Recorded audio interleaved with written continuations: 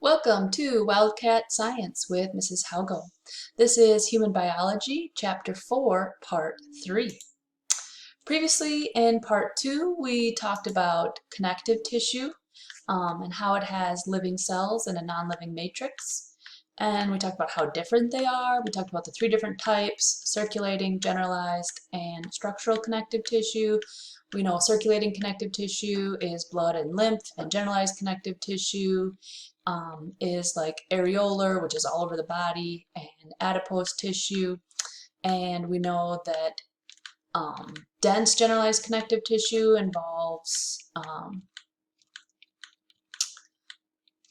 like the fibrous surroundings of organs and tendons and ligaments, and we know elastic connective tissue is found in like your vocal cords and your lungs. And we talked about the third type of connective tissue, structural connective tissue, which is cartilage, which makes up a structural material and is strong and flexible. And then bone, which is also a very important structural material, and it is strong.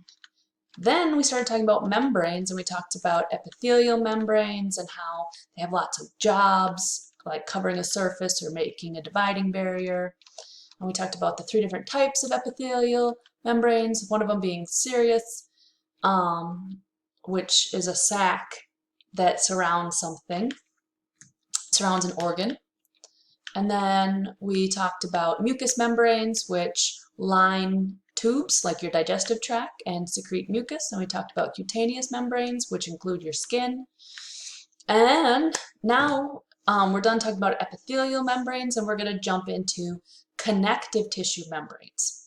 So the difference is connective tissue membranes are membranes that only have connective tissue in them, no epithelial tissue. There are 6 types of them. A very important one is synovial membranes, and these are thin membranes that line joints. Again, they're made out of connective tissue, and they're going to secrete lubricating fluid called synovial fluid, and that helps reduce friction between your bones, which is good because otherwise you'd have a lot of pain and you wouldn't be able to move them. And we'll talk more about that in our skeletal system, Chapter 7.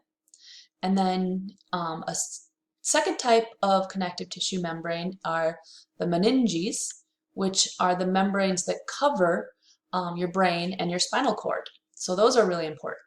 And if you have meningitis, that is inflammation of your meninges. Fascia is a third type of connective tissue membrane, and those are fibrous bands or sheets that support organs and hold them in place. So you have superficial and deep fascia, sheets of tissue under the skin.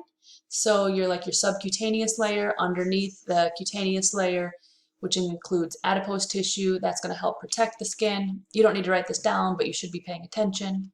And then deep fascia is connective tissue, like a sheet or fibrous band that covers and protects your muscles. So then a fourth type is periosteum, and that is a membrane around a bone. Then you can see that this bone tissue has this living membrane, connective tissue that surrounds it. That's your periosteum. Fibrous pericardium, well, that would be connective tissue around your heart, as opposed to your serous pericardium, which is an epithelial membrane. So we really want to keep track of your heart. We really want to keep it in one spot, and we want to keep it safe. So perichondrium would be around cartilage, like around joints and stuff. So it's a membrane around cartilage. What could possibly go wrong? So membranes and diseases. Membranes are really good at preventing the spread of infection from one area to another because they're a dividing barrier. However, sometimes the membrane itself can become infected. So for example, the cold virus, a lot of times it's a rhinovirus, affects mucous membranes, and we know what happens when you get a cold and you get a lot of mucus secretion and headache and stuff like that. So peritonitis is an inflammation of the peritoneum, And that happens where the peritoneum, all that place where your abdominal organs should be a sterile environment. If your appendix ruptures, then we know the appendix leads to the large intestine, which has a lot of poop and bacteria, and now you have all this bacteria in that peritoneum, and that's a bad thing. So you always want to make sure you catch it before the appendix ruptures. Otherwise, you'll have to go to the hospital and get some antibiotics and stuff. Also, rheumatoid arthritis, so inflammation of your joint, that's when the synovial membrane has become inflamed and swollen. So in arthritis, that's any time that joint has become inflamed and swollen, and rheumatoid is a type of arthritis where your immune system itself is attacking the joint. What else could go wrong, not just with membranes, but all tissues? Well, a tumor. So any abnormal growth, and this could happen in any type of tissue, and so tumors are always named for the tissue that they are in. For example, an osteoma is a tumor in osseous or bone tissue. And then oma, the suffix oma always means tumor. So tumors can be benign. Benign is good. That means it's not cancerous, it's not going to spread, it's confined to one area. There's lots of different types. Like a wart is considered a benign tumor. And then if it's not benign, it is malignant, which means it can spread to other tissues and it is cancerous. So that's bad. So what are some of the signs of cancer? So you don't need to write these down, but you should be paying attention, just a good thing to know. And you'll find these on page 74 in your book. A thickening or a lump, any part of your body, a new mole or a change in size or color of a mole, a sore that doesn't heal, unusual bleeding or discharge, difficulty swallowing, a persistent cough, persistent indigestion or discomfort, if you have white patches in your mouth, a change in your bowel or bladder habits, peeing or pooping changes, unexplained weight gain or loss, and then just feeling weak or tired. So those aren't things to worry about, but just something to store in your brain for later in your life. Hopefully you never need to know that. Okay, so how do we diagnose if someone has cancer? First thing is that there are screening, breast exams, prostate exams. These could be self-exams or your primary, like your doctor will do it at like a wellness one-year checkup. Biopsy, then if there is a warning flag, then they will have you, they'll take some tissue and they'll look at that tissue. One example that is very common is a pap smear. So once females turn 18 or become sexually active, they have regular pap smears where they take a little bit of the cervical tissue, and then they look at that under a microscope to make sure you don't have cervical cancer. Then there's lots of diagnostic imaging, and there are nice pictures on page 75. There is radiography, where you use x-rays to look at different parts of the body, not just bones, to see if there's any unusual tissue. For example, a mammogram is using x-rays to look at mammary glands, to look at the breasts, to look for breast cancer. Also, there is ultrasound, which uses ultrasound, and then CT scans, which uses x-rays to make pictures, MRIs, which uses like radio waves, magnetic resonating images, and then a PET, a PET scan, and that, let me look that one up. So a PET scan is where you have ingested a small amount of a radioactive substance, and then the computer makes an image. So maybe you're looking at your thyroid, or maybe you're looking at your lungs or your brain or whatever.